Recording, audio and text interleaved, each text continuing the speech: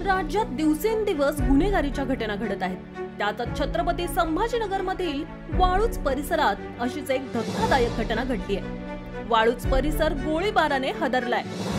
वाळूजच्या वडगाव कोल्हाटी भागात एका तरुणाची गोळ्या झाडून हत्या करण्यात आल्याची घटना उघडकीस आली। हत्येचं कारण अद्याप अस्पष्ट आहे। पोलीस देखील घटनास्थळी दाखल झाले आहेत।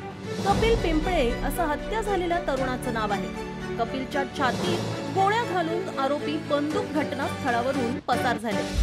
उत्तरीय तपासणीसाठी मृतदेह घाटी रुग्णालयात दाखल करण्यात आलाय। दरम्यान पश्चिम महाराष्ट्रातील पुण्यात देखील अशीच एक गोळीबार झाल्याची धक्कादायक घटना उघडकीस आली। पुरंदर तालुक्यातील सासवड येथे एका आईस्क्रीम दुकानाच्या मालकावर 3 अज्ञात हल्लेखोरांनी जवळून गोळीबार केला।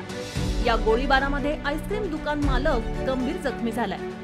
8 महिन्यांपूर्वीच वादातून ही घटना घडली असल्याचं पोलिसांकडून प्रथमदर्शनी सांगण्यात आलं आहे। या घटनेमुळे सासवड परिसरामध्ये तणावाचं वातावरण निर्माण झालंय। राहुल टिळेकर असं जखमी झालेल्या व्यक्तीचं नाव असून त्याच्यावर पुण्यातील हडपसर येथील रुग्णालयामध्ये उपचार सुरू आहेत।